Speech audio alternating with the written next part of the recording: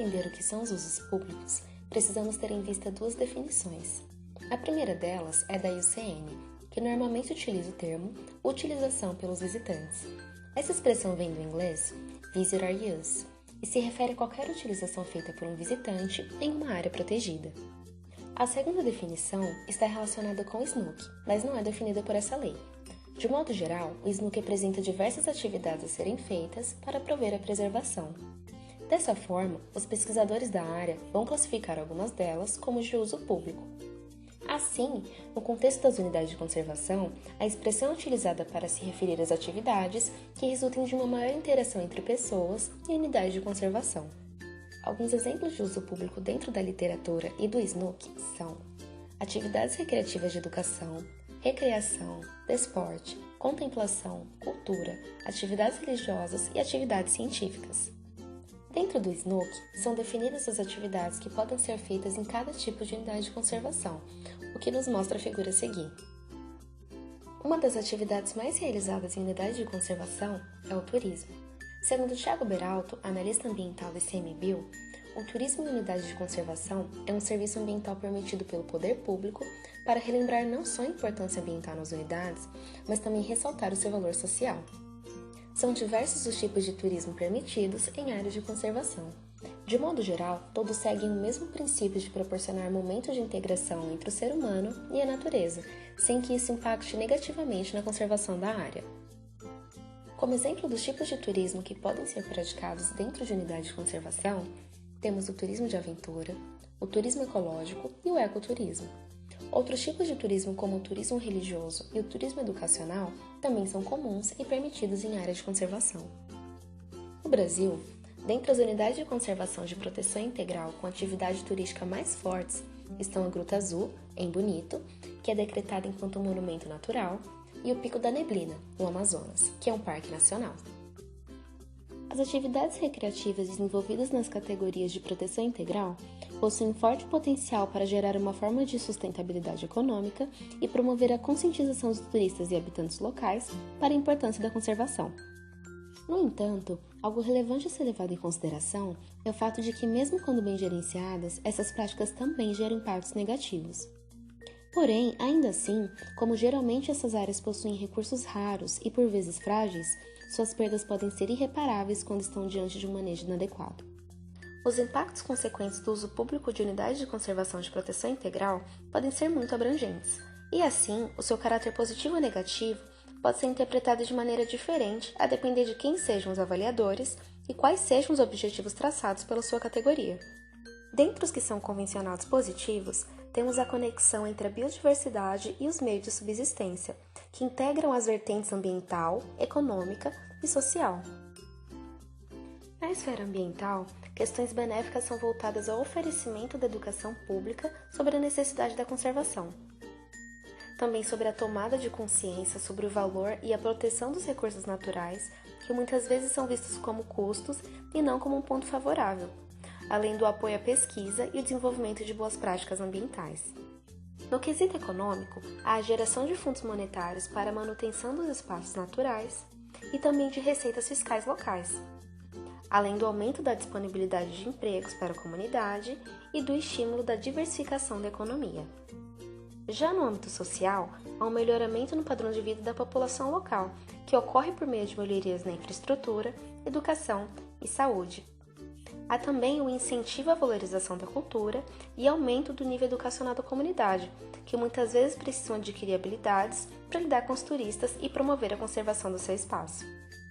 A respeito dos impactos negativos, com referência à esfera ambiental, temos o aumento da poluição atmosférica, sonora e luminosa, a contaminação da água pelo aumento de minerais, nutrientes e esgoto, alterações físico-químicas do solo, fragmentação e possível destruição de habitats, estresse e mudança comportamental e fisiológica da fauna, e diminuição do volume e da diversidade da flora. Um exemplo de como isso ocorre pode ser explicado pelas caminhadas e o consequente pisoteamento da vegetação. Nesse processo, como a mudança na bioquímica do solo devido à sua exposição, é tida a perda da sua porção superficial e assim ocasionada a mudança na composição da microfauna e flora dos solos. Além disso, com a visitação, há uma alteração no volume da vegetação, que é danificada pelas trilhas e assim também a exposição das suas raízes, o que diminui a sua capacidade reprodutiva e pode levá-la à morte.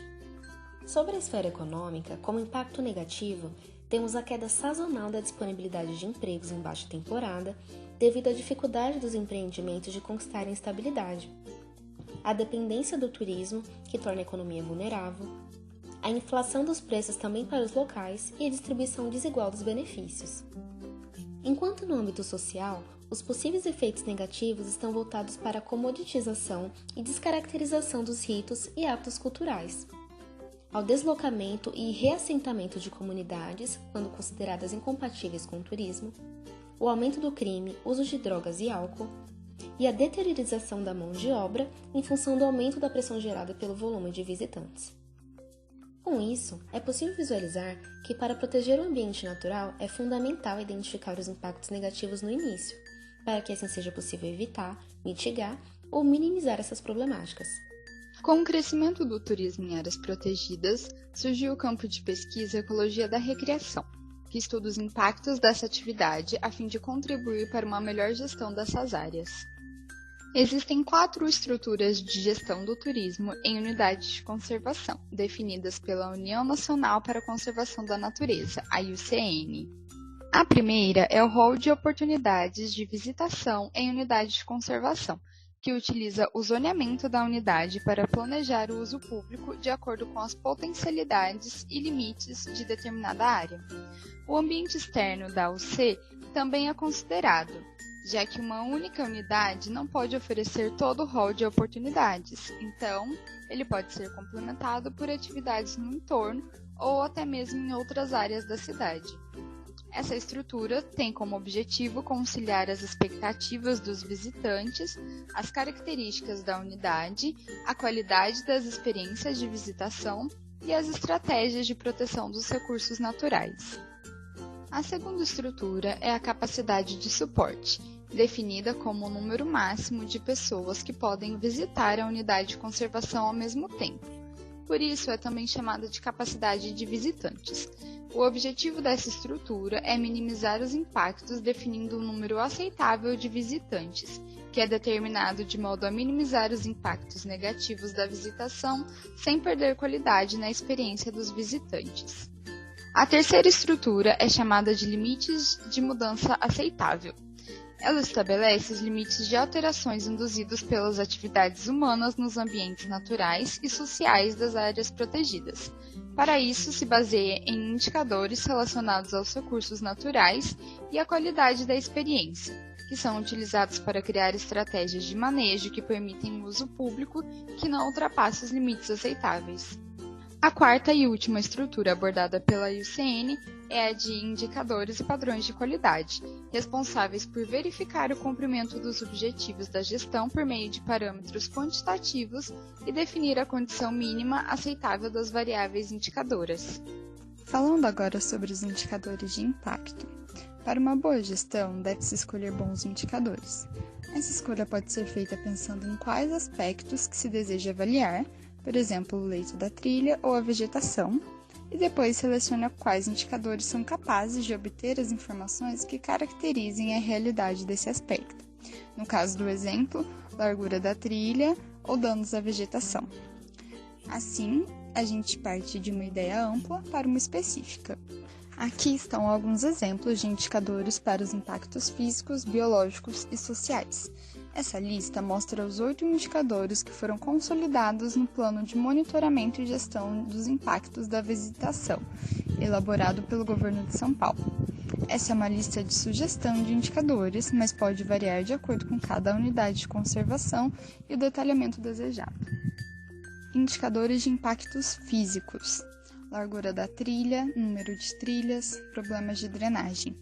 Indicadores de impactos biológicos: danos aos recursos naturais, alteração do comportamento animal. Indicadores de impactos sociais: danos à infraestrutura, presença do lixo, experiência do visitante. Todo indicador deve ter um valor de referência para saber o limite máximo tolerável de ocorrência. Além disso, realiza-se um monitoramento periodicamente desses indicadores, criando assim uma base de dados, permitindo observar a evolução dos indicadores ao longo do tempo. Existem diversas ações de manejo que podem ser realizadas assim que for constatado o impacto, ou seja, quando o indicador estiver fora do padrão estabelecido. Algumas delas podem ser proteger a área do impacto, informar os visitantes sobre o uso correto das áreas da unidade de conservação, alocar infraestruturas em áreas existentes, cobrar diferentes taxas de visitação, entre outros.